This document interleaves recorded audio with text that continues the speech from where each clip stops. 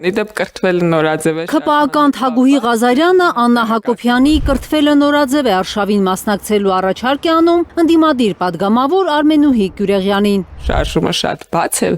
եւ բոլոր քաղաքացիների արչեւ, բոլոր տեսակի քաղաքական հայացքներ ունեցող քաղաքացիների արչեւ։ Վարչապետի տիկնոջ հայհոյախառն գրառումներն է հիշեցնում падգամավորը։ Դե կներեք էլի, այն բանախոսները, որոնք իրականացնում են այդ շարժումը, այդ բանախոսների ֆեյսբուքյան բառապաշարը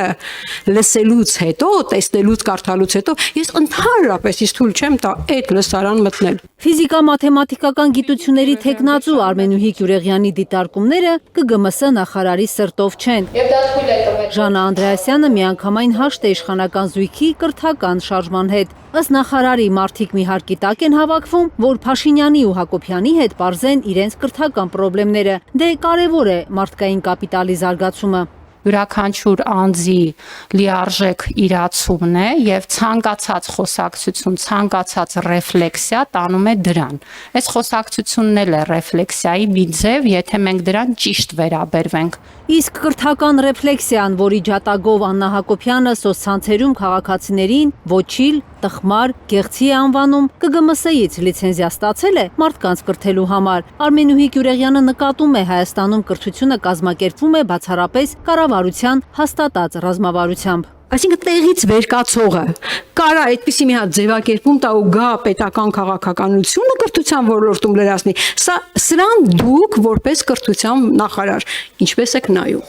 Վարչապետի զուգընկերուհու կրթական ծրագիրը լիցենզավորման կարիք չունի, որովհետև ոչ ֆորմալ կրթական ձև է, արդարանում է Ժաննա Անդրեասյանը։ Եթե դուք հանրային հարթակների ձևավորման, որտեղ մարդիկ խոսում են կարևոր հարցերից, խնդրեմ եք տեսնում, ես այդ խնդրեմը երբեք չեմ տեսել ու չեմ տեսնի։ Ժաննա Անդրեասյանը խնդրեմ չի համարում նաև այն, որ իշխողուժը չի կատարել ժողովրդին տված խոստումները։ 2024 թվականի պետական բյուջեի հաշվետվության ժամանակ ընդդիմադիրները հիշեցնում են 40 դպրոցեն կառուցել եւ վերանորոգել, մինչդեռ կառավարության հնգամյա ծրագրով խոստացել էին 300 դպրոց եւ 500 մանկապարտեզ կառուցել ու վերանորոգել։ 40 ավարտուն դպրոց, 300-500 խոստում, որը տարիներ շարունակ, այսինքն ինչ այս գումարումը սկսվել է, մենք այդ մասին բարձրաձայնում ենք եւ բարձրաձայնումը ունի մեկ մեկնակետ։ Չլինել պոպուլիստ, չհայտարարել թվեր, պատկերներ, որոնք երբևէ կատարման ենթակա չեն։ Հայաստանի ֆինանսների պատասխանատու Վահե Հովհաննիսյանը շարունակում է պոպուլիստական խոստումների շքերթը։